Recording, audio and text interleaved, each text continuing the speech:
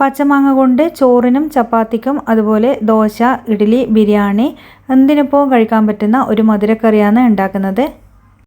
നമ്മളിത് നല്ല പുളിയുള്ള മാങ്ങ വെച്ചിട്ടാണ് ചെയ്തെടുക്കുന്നത്. അപ്പോൾ ഇതുപോലെ നമ്മൾ ഉണ്ടാക്കി വെച്ച് കഴിഞ്ഞാൽ നമുക്കൊരു 1-2 ആഴ്ചയൊക്കെ സൂക്ഷിച്ച് വെക്കാനും പറ്റും. അപ്പോൾ ഇതുണ്ടെങ്കിൽ തന്നെ നമുക്ക് ചോറിൻ്റെ കൂടെ ഒന്നും വേറെ കറീൻ്റെ ആവശ്യമില്ല.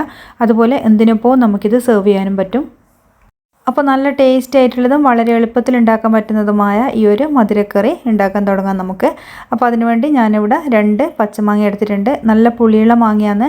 അപ്പോൾ ഒരു മാങ്ങ നല്ലൊരു വെള്ള കളറിലും ഒരു മാങ്ങ കുറച്ചൊരു മഞ്ഞ കളറിലുമാണ് ഉള്ളത്. അതെന്ന് പറഞ്ഞാൽ ഞാനിത് കടയിൽ നിന്ന് വാങ്ങിച്ചതാണ്. അതുകൊണ്ടാണ് രണ്ടും 2 വിധത്തിൽ കിട്ടിയത്. പക്ഷേ രണ്ടും നല്ല പുളിയുള്ള മാങ്ങയാണ്. മറ്റേതൊരു മഞ്ഞ കളറിലുള്ളതാണെങ്കിലും കൂടി കഴിക്കുമ്പോൾ നല്ലൊരു പുളിയാണ്.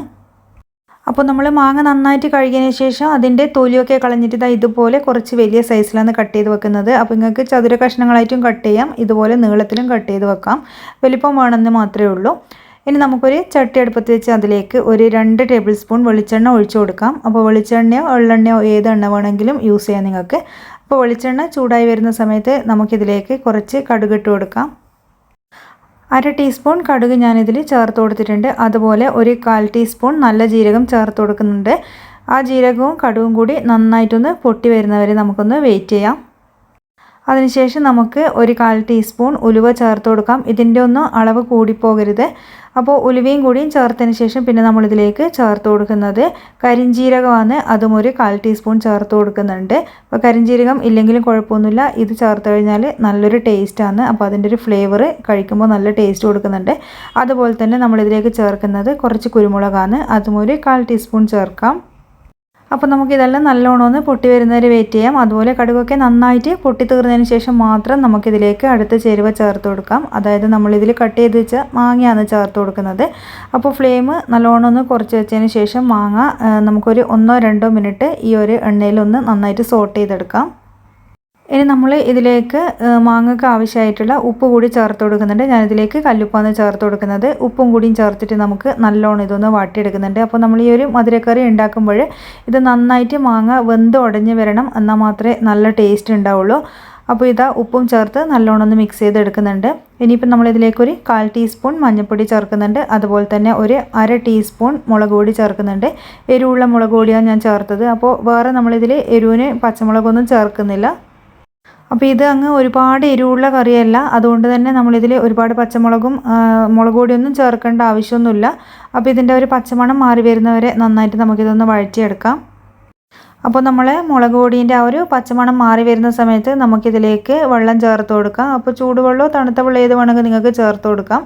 അപ്പോൾ അതുപോലെ തന്നെ ഒരുപാടങ്ങ് വെള്ളം ചേർക്കേണ്ട ആവശ്യമൊന്നുമില്ല. ആ ഒരു പച്ചമാങ്ങക്ക് മേലെ നിൽക്കുന്ന വിധത്തിൽ ചേർത്താൽ മതി.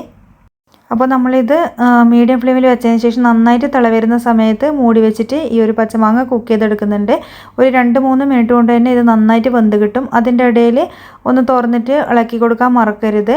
അപ്പോൾ ഇതിൻ്റെ ആ ഒരു പച്ചമാങ്ങയിൽ ആ മുളകും എല്ലാം നന്നായിട്ട് പിടിച്ച് കിട്ടാൻ വേണ്ടിയിട്ടാണ് നമ്മളിത് നന്നായിട്ടൊന്ന് കുക്ക് ചെയ്തെടുക്കുന്നത്. അതുപോലെ തന്നെ ഇതിൽ നമ്മൾ ചേർത്ത വെള്ളം നന്നായിട്ട് വറ്റി കിട്ടുകയും വേണം. ആ ഒരു സമയം നമ്മളിതിലേക്ക് ഒരു കഷ്ണം ശർക്കരയും കൂടിയും ചേർക്കുന്നുണ്ട്. ശർക്കര ചേർത്ത് കൊടുത്തു കഴിഞ്ഞാൽ ഇതിൽ വീണ്ടും കുറച്ചും കൂടി വെള്ളമാകും. അപ്പോൾ അത് വറ്റി വരുന്നവരെ നമുക്കൊന്ന് മൂടി വെച്ചിട്ട് വീണ്ടും ഇതൊന്ന് കുക്ക് ചെയ്തെടുക്കണം. അപ്പോൾ നമ്മളിത് മാങ്ങ എന്ന് പറഞ്ഞാൽ കുറച്ച് നല്ലോണം വെന്തടിഞ്ഞ് കിട്ടണം, എന്നാൽ മാത്രമേ നമ്മൾ ഈ ഒരു കറി നല്ല ടേസ്റ്റായിട്ട് കിട്ടുള്ളൂ. അപ്പോൾ ഏകദേശം ഒരു 2 മിനിറ്റിന് ശേഷം ഞാൻ ഫ്ലെയിം നന്നായിട്ട് കുറച്ച് വെച്ചിട്ട് വീണ്ടും നല്ല പോലെ ഇതൊന്ന് മിക്സ് ചെയ്ത് കൊടുക്കുന്നുണ്ട്. അപ്പോൾ ഇത് പെട്ടെന്ന് തന്നെ നല്ലോണം അടിയുന്ന മാങ്ങിയതുകൊണ്ട് തന്നെ അങ്ങനെ ഒരുപാട് അങ്ങ് ഉടക്കേണ്ട ആവശ്യമൊന്നുമില്ല, പെട്ടെന്ന് വെന്ത് കിട്ടുകയും ചെയ്തിന്.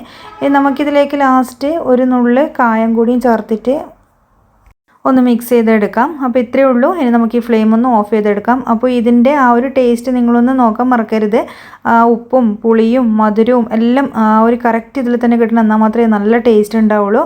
അപ്പോൾ അതുകൊണ്ട് മധുരം കൂടാനോ പുളി കൂടാനോ ഒന്നും പാടില്ല. അപ്പോൾ അത് ആ ഒരു കറക്റ്റായിട്ട് തന്നെ ബാലൻസ് ചെയ്ത് കിട്ടണം. അതുപോലെ തന്നെ നമ്മളിത് കഴിക്കുന്ന സമയത്ത് കുരുമുളകൊക്കെ മുഴുവനായിട്ട് ചേർത്തത് കൊണ്ട് തന്നെ കടിക്കുമ്പോഴൊരു പ്രത്യേക രുചിയാണ്. അപ്പോൾ നമ്മൾ ഫ്ലെയിം ഓഫ് ആക്കിയതിന് ശേഷം ഒരു പാത്രത്തിലേക്കൊന്ന് സെർവ് ചെയ്യുന്നുണ്ട്. അപ്പോൾ ഇത് കുറച്ച് സമയം കഴിയുമ്പോൾ ചട്ടിയിൽ നിന്ന് വീണ്ടും ഒന്നും കൂടി വറ്റി കിട്ടും. അപ്പോൾ നല്ലോണം വറ്റി പോകുന്നതുകൊണ്ട് പെട്ടെന്ന് ഞാനിതൊരു പാത്രത്തിലേക്ക് അങ്ങ് മാറ്റി കൊടുക്കുന്നത്. അപ്പോൾ ഇത് ഇരിക്കും തോറും ടേസ്റ്റ് കൂടുന്ന ഒരു മധുരക്കറിയാണ്. അതുപോലെ തന്നെ നമുക്ക് ബിരിയാണീൻ്റെ കൂടെ സൈഡ് ഡിഷായിട്ടും വെറുതെ കഴിക്കാനും അതുപോലെ ചപ്പാത്തി പൂരി എന്തിൻ്റെ കൂടെയും നല്ല കിടിലൻ കോമ്പിനേഷനാണ്. അപ്പോൾ ചോറിൻ്റെ കൂടെ തന്നെ നമുക്കിത് 1-2 സ്പൂൺ മാത്രം മതിയാകും, വേറെ കറീൻ്റെ ആവശ്യമൊന്നുമില്ല. ഒരുപാട് അളവിലൊക്കെ നിങ്ങൾക്ക് തയ്യാറാക്കി വെച്ച് കഴിഞ്ഞാൽ ഫ്രിഡ്ജിലും സൂക്ഷിച്ച് വെക്കാൻ പറ്റും. അപ്പോൾ വീഡിയോ നിങ്ങൾക്ക് എല്ലാവർക്കും ഇഷ്ടമായെന്ന് വിചാരിക്കുന്നു. കാരണം ഇപ്പോൾ ഒരു പച്ചമാങ്ങേൻ്റെ ഒരു സീസൺ ആയതുകൊണ്ട് തന്നെ പലതരത്തിലുള്ള റെസിപ്പീസ് നമുക്ക് പച്ചമാങ്ങ വെച്ചിട്ട് ഉണ്ടാക്കാൻ പറ്റും. എപ്പോഴും ഒരുപോലെ അച്ചാറും അങ്ങനെയൊക്കെ ഉണ്ടാക്കുന്ന സമയത്ത് നിങ്ങൾക്ക് ഇതുപോലെ വെറൈറ്റി ആയിട്ട് ഉണ്ടാക്കി കഴിഞ്ഞാൽ വീടുകളിൽ എല്ലാവർക്കും ഇഷ്ടമാവുകയും ചെയ്യും. അപ്പോൾ ഈ ഒരു വീഡിയോ ഇഷ്ടമായാൽ നിങ്ങൾ ലൈക്ക് ചെയ്യാനും ഷെയർ ചെയ്യാനും അതുപോലെ സബ്സ്ക്രൈബ് ചെയ്യാനും മറക്കരുത്. താങ്ക്